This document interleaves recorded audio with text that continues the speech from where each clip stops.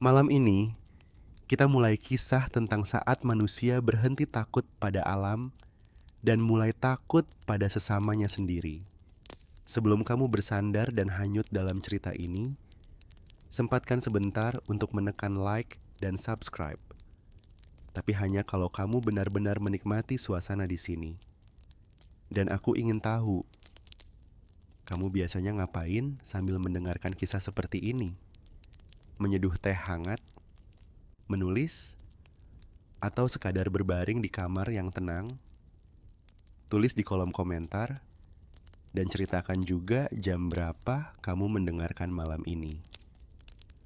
Mari kita tenangkan pikiran dan bayangkan dunia yang begitu tenang sampai seseorang berdiri sedikit lebih tinggi dari yang lain dan semua orang setuju bahwa mungkin itu ide yang bagus. Kamu bangun di pagi yang tidak punya ancaman. Angin datang pelan, membawa bau tanah lembab dan sisa asap dari api yang padam rapi. Tidak ada jejak pemangsa di sekitar perkemahan, hanya garis telapak kaki yang rapi menuju sungai. Perutmu tidak berteriak. Hari ini tidak dimulai dengan rasa lapar, hanya dengan kebiasaan. Dulu kamu menghitung waktu dari suara serigala. Sekarang kamu menghitung dari bayangan tiang penyangga tenda. Dulu semua orang bergerak dalam kebingungan. Sekarang semua orang tahu giliran. Siapa yang ambil air? Siapa yang jaga api? Siapa yang mengawasi anak? Keteraturan muncul seperti jamur setelah hujan. Diam-diam, lalu memenuhi tanah. Kamu berjalan melewati tumpukan keranjang anyaman yang baru selesai semalam. Ada gudang kecil dari dahan dan lumpur. Di dalamnya, akar kering ditumpuk hingga bahu. Daging yang diasap tergantung berderet, berbau asin dan aman. Kamu menyentuhnya seperti menyentuh masa depan. Rasanya kuat, juga berbahaya. Karena ketika perut berhenti bicara, telinga mulai mencari suara lain. Kamu mendengar nada yang dulu jarang ada di antara kalian. Tidak ada yang tidak meminta tolong, tidak juga meminta maaf. Nada yang terdengar seperti keputusan. Di tanah lapang, seseorang berdiri sedikit lebih tinggi dari yang lain. Bukan karena ia lebih besar, hanya karena ia memilih berdiri di atas batu. Ia mengangkat tangan dan semua orang menoleh.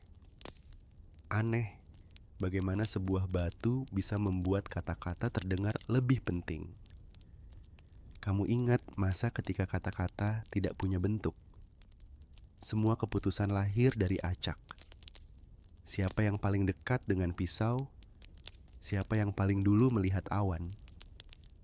Sekarang ada seseorang yang menyusun kalimat dengan rapi. Kapan menanam? Kapan memindahkan tenda? Kapan menyimpan daging lebih dari yang dimakan? Semua terdengar masuk akal ketika diucapkan dari atas. Kemudahan adalah pintu tanpa suara. Kamu tidak mendengar kapan terbuka. Kamu baru sadar ketika sudah di dalam. Hari-hari yang aman membuat kalian malas berdebat. Tidak ada yang mau kembali pada hari yang dipenuhi panik. Jadi ketika seseorang mulai mengatur, kalian mengangguk. Bukan karena setuju, karena lelah. Di tepi perkemahan, anak-anak bermain membuat penanda dari batu kecil. Mereka meniru orang dewasa yang kemarin menancapkan tonggak di 4 sudut lapangan. Bukan untuk melawan binatang, untuk menandai milik. Itu hal baru di kepalamu. Tanah diberi batas, barang diberi nama. Kamu melihat garis tak terlihat itu menyatu dengan tanah seperti akar baru. Malamnya, api menyala tenang. Orang yang berdiri di atas batu tadi duduk lebih dekat dengan obor. Punggungnya membelakangi daging asap yang tergantung, seolah-olah ia yang menjaga atau ia yang dijaga. Ia berbicara pelan, tapi semua mendengar. Tentang bahaya yang datang dari luar. Tentang perlunya jaga bergiliran. tentang persediaan yang harus dihitung ulang. Kamu mengangguk karena suara itu membuat takut terasa rapi. Rasa takut yang diatur rapi terasa aman di telinga. Kamu belajar pelan bahwa ketertiban bisa menciptakan bentuk baru dari ancaman. Bukan taring, bukan cakar. Hanya daftar nama dan giliran tugas. Keesokan paginya, kamu melihatnya lagi di atas batu yang sama. Ia menunjuk sungai, menunjuk ladang, menunjuk tenda tersusun seperti baris huruf. Ia memuji yang patuh, menegur yang terlambat, tertawa pada saat yang tepat agar teguran terdengar hangat. Kamu merasakannya di kulit, bukan di kepala. Ada kenyamanan yang muncul ketika seseorang memegang ujung kalimat-kalimat kalian. Kamu berjalan ke sungai membawa 2 tempayan. Air mengalir lambat, memantulkan langit yang tidak terburu-buru. Di kejauhan, beberapa orang menunggu giliran mengisi. Mereka berdiri berderet tanpa ada yang menyuruh. Di bawah kaki, tanah mengeras karena terlalu sering dilalui. Jalur mulai terbentuk, mengikat tenda ke sungai, mengikat tangan ke kebiasaan. Kembali ke perkemahan, kamu meletakkan tempayan di dekat gudang kecil. Seseorang mencatat dengan arang di papan kayu datar. Jumlah air, jumlah akar. Siapa mengambil, siapa menyimpan. Kamu tertawa kecil tanpa suara. Beginikah rasanya aman? Bukan tidak takut, hanya tahu di mana menyimpan takutmu. Malam berikutnya, hujan turun tipis. Api tetap menyala, terlindung atap daun. Orang yang berdiri di atas batu duduk di tengah lingkaran. Semua mata menghadap ke sana seperti tanaman yang tahu dari mana cahaya datang. Kamu merasa ringan, juga waspada. Karena kamu mulai paham satu hal yang sederhana dan rumit sekaligus. Ketika dunia menjadi terlalu aman untuk semua, seseorang akan muncul untuk menjaga rasa aman itu tetap perlu. Dan di situ kamu melihat benihnya, bukan mahkota, bukan istana, hanya batu yang sedikit lebih tinggi dan suara yang sedikit lebih bulat. Cukup untuk membuat kalian percaya bahwa keselamatan bisa dikelola. Cukup untuk membuat kalian lupa bahwa dulu kalian semua belajar hidup tanpa diatur. Keesokan harinya, batu itu tetap di sana. Batu yang kemarin menjadi tempat berdiri seseorang, sekarang sudah jadi arah pandang semua orang. Tidak ada yang memintanya jadi simbol. Tapi setiap kali ia naik ke sana, udara terasa berubah. Seolah yang berbicara bukan lagi manusia, tapi sesuatu yang lebih tinggi dari lapar dan api. Ia tidak memerintah. Belum. Ia hanya bicara dengan nada yang membuat semua orang merasa lega. Tentang hujan yang harus ditunggu. Tentang musim yang harus dihafal. Tentang binatang yang tak boleh diburu karena tidak memberi restu. Tidak ada yang tahu apa maksudnya restu. Tapi kalimat itu enak di telinga. Kamu tidak perlu mengerti, cukup percaya. Beberapa orang mulai memanggilnya dengan nama yang berbeda. Bukan nama yang digunakan sehari-hari, tapi nama yang diucapkan pelan. Seperti takut mengganggu sesuatu yang suci. Nama itu tidak panjang. Tapi ketika disebut, semua kepala menunduk. Lucunya, bahkan dia sendiri tidak menolaknya. Ia hanya tersenyum. Senyum orang yang tahu betapa beratnya dipercaya. Hari-hari jadi lebih tenang, juga lebih sibuk. Setiap keputusan kecil sekarang lewat mulutnya. Kapan berpindah tempat? Kapan menebang pohon? Kapan boleh menyimpan makanan sendiri? Dan kapan harus dikumpulkan bersama? Tugas dibagi, tapi hasilnya tidak selalu kembali dengan seimbang. Kamu tahu, semua tahu. tapi tidak ada yang bicara. Karena semua masih ingat masa ketika tak ada yang bicara. Dan itu jauh lebih menakutkan. Kamu mulai melihat perubahan halus di wajah orang-orang yang dulu menatap langit, kini menatap batu itu. Yang dulu menghitung musim, kini menghitung jarak dari batu. Semakin dekat, semakin aman. Semakin jauh, semakin ragu.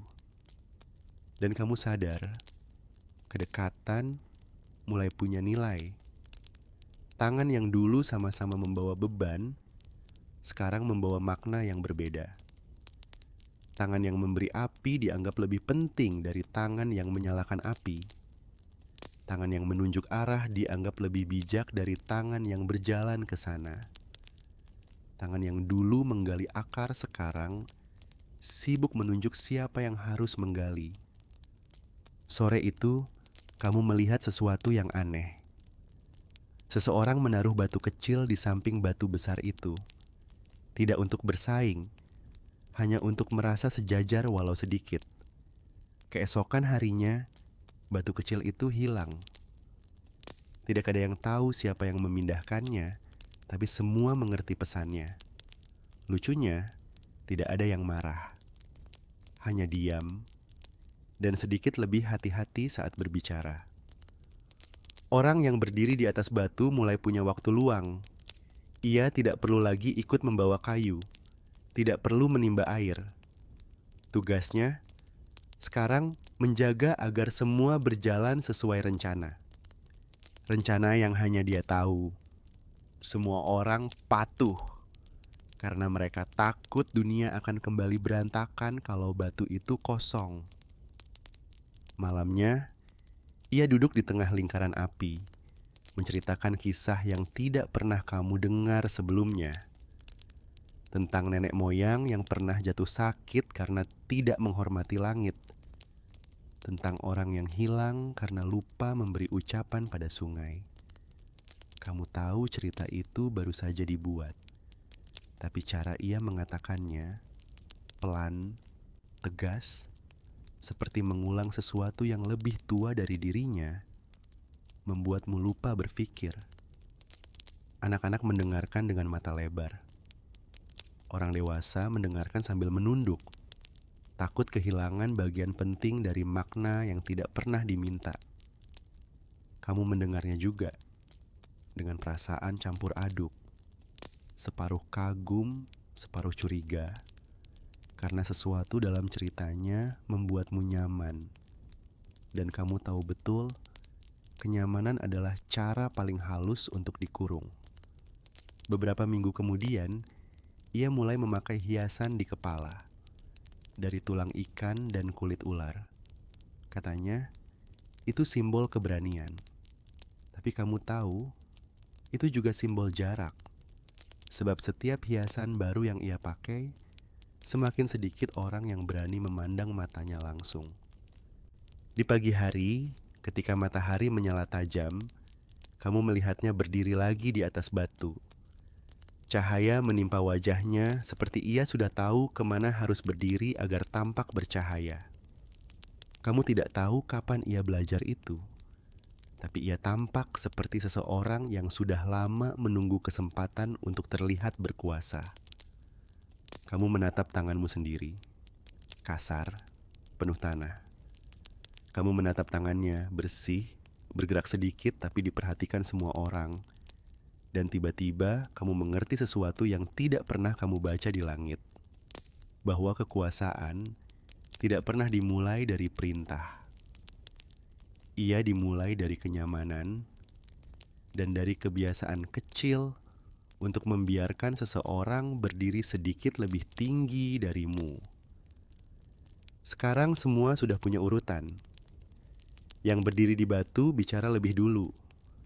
Yang duduk di dekatnya menjawab lebih hati-hati. Yang di tepi lingkaran mendengar tanpa suara. Tidak ada yang memutuskan ini. Tapi semua sudah tahu perannya. Suatu hari, langit berubah aneh. Hujan datang terlalu lama. Sungai meluap, akar-akar terendam, api sulit dinyalakan. Semua menatap batu itu lagi, menunggu seseorang memberi arti pada ketidakteraturan. Ia berdiri di sana, basah tapi tegas. Ia berkata, hujan bukan sekadar hujan. Katanya, ini peringatan. Katanya, ada yang lupa memberi persembahan pada sungai. Katanya, langit sedang menegur manusia. Dan anehnya, semua orang merasa lega mendengarnya. Karena penderitaan terasa lebih ringan kalau ada yang bisa disalahkan. Kamu memperhatikan cara ia bicara. Pelan, ritmis, hampir seperti lagu. Seolah-olah suara itu bukan datang dari tenggorokannya, tapi dari sesuatu yang lebih dalam. Dan untuk pertama kalinya, kamu merasa takut pada kata-kata, bukan pada alam. Malamnya, ia menyalakan api di depan perkemahan dan mengangkat tangan ke langit. Ia memejamkan mata, tidak bicara selama-lama sekali. Orang-orang di sekeliling menunggu, menahan napas. Ketika akhirnya ia membuka mata, ia bilang sesuatu yang sederhana tapi kuat. Langit sudah mendengar. Hujan berhenti 3 hari kemudian. Tidak ada yang berpikir itu kebetulan. Mulut-mulut berbisik, tangan-tangan mulai memberi tanda hormat setiap kali ia lewat. Ia tidak lagi sekadar pemimpin. Ia jadi sesuatu yang lebih sulit digambarkan, campuran antara juru bicara alam dan penjaga ketakutan. Lalu muncul benda-benda kecil di sekitar batu itu. Tulang ikan, biji kering, potongan kulit hewan. Persembahan kecil katanya. Bukan untuk dia, tapi untuk sesuatu yang lebih besar darinya. Namun, setiap kali orang menaruh persembahan, pandangan mereka selalu mengarah padanya juga. Dan kamu tahu, tidak semua kebetulan adalah kebetulan. Ia mulai bicara tentang aturan, tentang bagaimana dunia harus seimbang, tentang siapa yang boleh menyalakan api, dan siapa yang hanya boleh menjaga, tentang siapa yang boleh berbicara di tengah lingkaran, dan siapa yang harus diam di pinggir.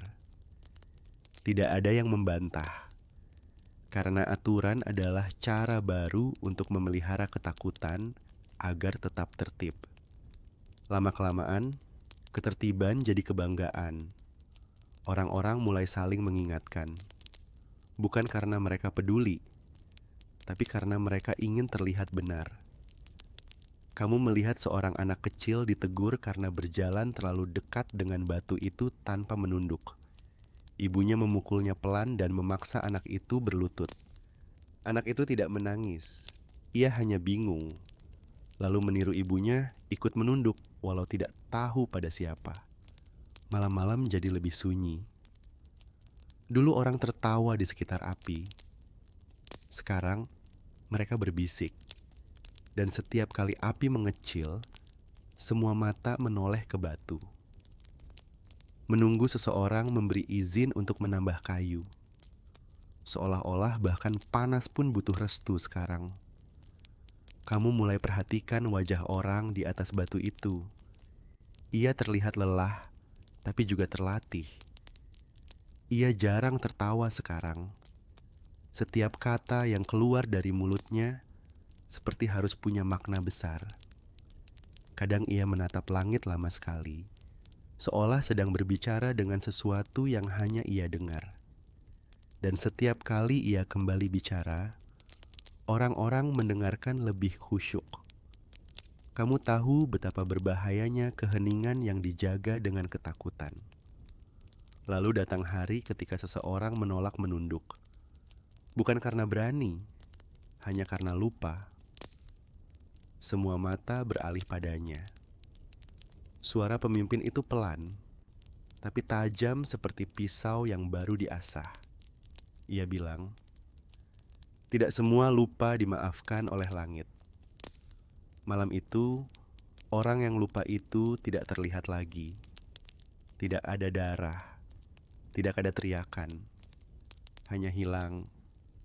Seperti cara kepercayaan baru lahir. Kamu melihatnya dari jauh. Kamu tidak bertanya. Tidak ada yang bertanya. Karena sekarang ketakutan punya bentuk, punya nama, punya penjaga. Dan semua orang sepakat bahwa ketertiban lebih baik daripada kehilangan. Bahkan jika yang hilang adalah seseorang. Beberapa hari kemudian, hujan turun lagi. Orang-orang menatap ke langit dengan cemas. Pemimpin itu berdiri di batu, mengangkat tangannya, dan semua orang bersujud. Kamu ikut bersujud juga, bukan karena percaya, tapi karena kamu tahu, di dunia seperti ini, tidak ada perbedaan antara keimanan dan kewarasan. Dan malam itu, ketika api menyala dan semua orang diam, kamu menatap batu itu lebih lama. Bayangannya panjang di tanah, menjulur seperti akar baru dari pohon ketakutan yang baru tumbuh. Kamu sadar sesuatu yang menakutkan tapi indah. Kita tidak lagi takut pada alam. Kita sudah menciptakan sesuatu yang lebih kuat. Takut pada sesama manusia yang tahu cara membuat takut terasa suci. Waktu berjalan pelan di dunia yang sudah diatur. Anak-anak yang dulu lahir di bawah hujan kini tumbuh di bawah bayangan batu. Mereka tidak lagi bertanya kenapa seseorang harus berdiri lebih tinggi. Mereka tumbuh dengan keyakinan bahwa memang begitu dunia bekerja. Pemimpin yang dulu bicara lembut sekarang jarang turun dari tempatnya. Rambutnya mulai memutih, tapi suaranya makin berat. Ia tidak perlu lagi meyakinkan siapapun. Ia hanya perlu mengingatkan. Dan semua langsung mengerti maksudnya. Itulah puncak kekuasaan. Saat kata-kata tidak lagi perlu diucapkan untuk membuat orang taat. Suatu hari, ia jatuh sakit. Api dinyalakan lebih banyak dari biasanya. Asapnya menebal, dan udara berbau cemas. Orang-orang berbisik, siapa yang akan berdiri di batu itu kalau ia tidak bangun lagi? Tak ada yang tahu jawabannya. Sampai seseorang, anaknya, menaiki batu itu tanpa diminta. Ia tidak berkata apa-apa, tapi semua orang menunduk. Mereka tidak sedang memilih, mereka sedang meneruskan. Anak itu muda, belum banyak bicara. Tapi matanya tahu kemana harus menatap, tangannya tahu kapan harus diam. Ia meniru gerak ayahnya dengan hati-hati. Cara menatap langit, cara menunduk seolah bicara dengan sesuatu yang tak terlihat. Tidak ada yang memperdebatkan warisan itu. Karena di dunia yang sudah lama takut pada perubahan, keheningan adalah bentuk tertinggi dari rasa aman. Hari-hari kembali berjalan seperti biasa. Persembahan di sekitar batu bertambah banyak, lebih indah, lebih rumit. Ada warna-warna baru dari bunga dan darah hewan. Ada nyanyian yang diulang-ulang sampai tak ada yang tahu artinya. Tradisi mulai menutupi asal-usulnya. Ketakutan kini dibungkus dalam kata penghormatan. Dan semua orang bangga melakukannya. Karena tampak seperti cinta. Lucunya, semakin banyak aturan dibuat, semakin sedikit yang dipahami. Ada hari untuk berdoa, tapi tidak boleh terlalu keras. Ada waktu untuk makan, tapi tidak boleh lebih cepat dari yang lain. Ada cara untuk tertawa yang tidak membuat orang di atas batu merasa terganggu. Kamu melihat seseorang diam-diam tersenyum di waktu yang salah. Dan keesokan harinya ia tidak terlihat lagi di perkemahan. Tidak ada yang mencari. Ketertiban sudah terlalu berharga untuk dipertaruhkan demi satu senyum. Kamu mulai sadar sesuatu yang halus tapi jelas. Dulu, kalian tunduk pada langit karena takut mati. Sekarang, kalian tunduk pada batu karena takut hidup tanpa arah. Dulu kekuasaan muncul dari kelaparan. Sekarang, kekuasaan dipelihara dengan kenyang. Suatu sore, anak itu, yang kini sudah dianggap raja, berdiri di atas batu ayahnya. Ia mengenakan hiasan kepala yang lebih besar, dari gigi binatang dan tulang burung.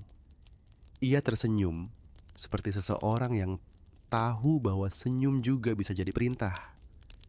Di bawahnya, orang-orang berbaris membawa hadiah. Lutut mereka kotor, tangan mereka gemetar karena takut memberi terlalu sedikit. Ia menerima semuanya tanpa bicara. Satu anggukan darinya cukup membuat seluruh perkemahan merasa diberkati. Malam itu, ia makan lebih dulu. Potongan daging terbesar diletakkan di depannya. Orang-orang menatap dengan hormat, meski perut mereka kosong. Seseorang berbisik pelan bahwa memberi makanan pada raja adalah tanda keberuntungan. Kamu ingin tertawa, tapi tenggorokanmu kering. Keberuntungan tampaknya selalu berpihak pada yang sudah kenyang. Keesokan harinya, kamu melihat anak-anak bermain di dekat sungai. Mereka tidak lagi bermain berburu. Sekarang mereka bermain jadi raja dan pengawal. Yang berdiri di batu kecil meniru gerak tangan sang pemimpin. Sementara yang lain berlutut sambil menunduk. Tertawa kecil tapi tanpa berani menatap langsung. Permainan sudah menjadi latihan. Dan latihan sudah menjadi kebiasaan. Di malam yang tenang, kamu duduk di dekat api. Seseorang berkata pelan, dengan nada datar, "Kalau tidak ada raja, kita semua akan mati." Kamu tidak menjawab. Mungkin benar. Atau mungkin kalian sudah mati perlahan sejak pertama kali memilih untuk tidak hidup tanpa raja. Api di depanmu berderak pelan. Batu itu masih di tempatnya, diam, memantulkan cahaya seperti saksi yang sudah lelah. Kamu menatapnya dan merasa sesuatu yang aneh, bahwa batu itu kini lebih tua dari siapapun yang berdiri di atasnya. Dan mungkin batu itu satu-satunya yang mengingat masa ketika semua orang masih sama tinggi. Waktu terus bergerak, tapi segalanya kini nyaris berhenti. Udara terasa diam, seolah takut mengganggu keteraturan yang terlalu sempurna. Setiap orang tahu tempatnya. Siapa yang boleh bicara? Siapa yang harus mendengar? Siapa yang cukup penting untuk dilihat? Dan siapa yang cukup bijak untuk tidak terlihat sama sekali? Kamu berjalan melewati barisan tenda yang seragam jaraknya, seragam bentuknya. Bahkan asap dari api pun mengepul dengan disiplin. Tidak ada lagi teriakan. Tidak ada tawa keras. Hanya langkah kaki yang tahu batas suara. Orang-orang hidup panjang, tapi tidak lama. Karena waktu tidak lagi diukur oleh napas, melainkan oleh ketaatan. Raja kini duduk di singgasana batu yang telah dipahat halus. Ia jarang bicara. Satu gerakan kecil darinya bisa mengubah seluruh hari seseorang. Ia tidak lagi membawa tombak atau pisau. Ia membawa sesuatu yang lebih kuat. Keyakinan semua orang bahwa tanpa dirinya, dunia akan kembali kacau. Dan tidak ada yang ingin tahu apakah itu benar. Di bawah singgasana, kamu melihat orang-orang membungkuk. Mereka tidak lagi menunduk karena takut, tapi karena sudah lupa bagaimana rasanya berdiri tegak. Anak-anak yang lahir kini langsung diajari cara menunduk sebelum bisa berjalan. Dan setiap kali seseorang berdiri terlalu lama, tangan lain dengan lembut menepuk pundaknya, mengingatkan. Kelembutan ternyata bisa lebih tajam dari cambuk. Ritual baru muncul. Setiap pagi, orang-orang menyanyikan lagu tanpa lirik. Hanya nada-nada yang diulang hingga suara mereka menyatu menjadi dengung panjang. Kata orang, itu doa untuk kestabilan. Tapi di telingamu, itu terdengar seperti dengungan serangga di hutan yang kehilangan arah, berputar, menunggu sesuatu yang tidak pernah datang.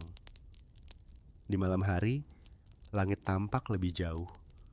Api di tengah lapangan memantulkan cahaya ke wajah yang sama, duduk di tempat yang sama, dengan ekspresi yang sama. Raja menatap ke atas seolah berbicara dengan langit, tapi kamu tahu yang ia bicarakan sebenarnya adalah dirinya sendiri.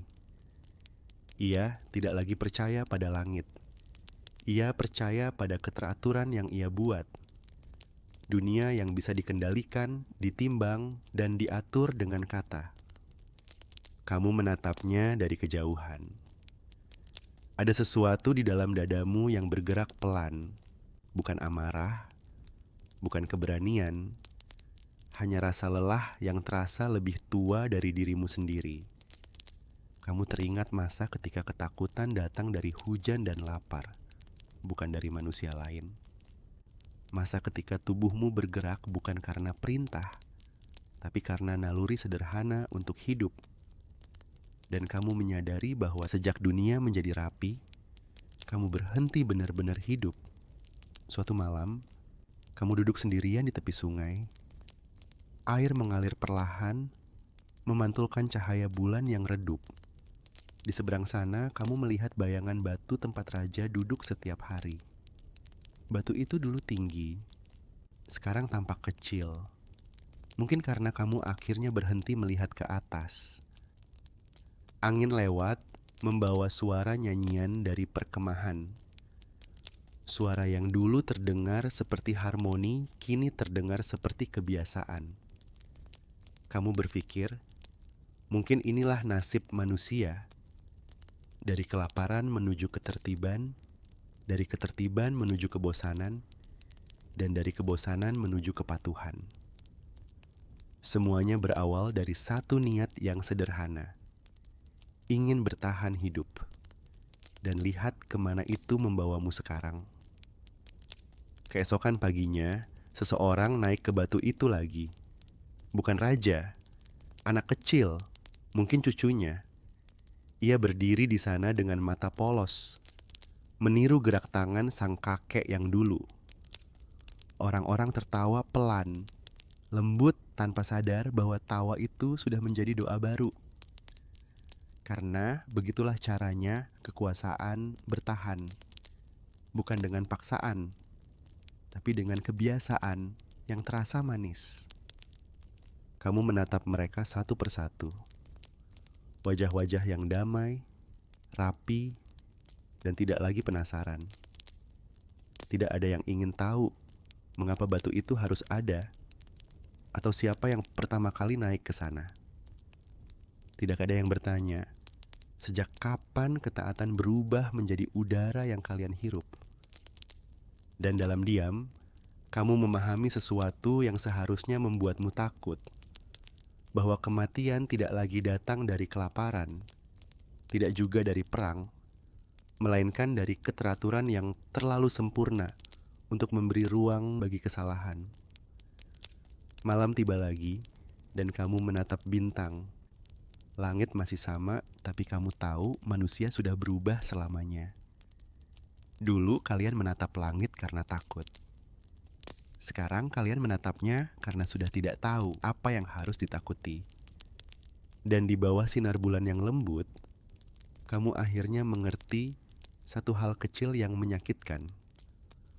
Leluhurmu tidak mati karena lapar, tidak mati karena alam.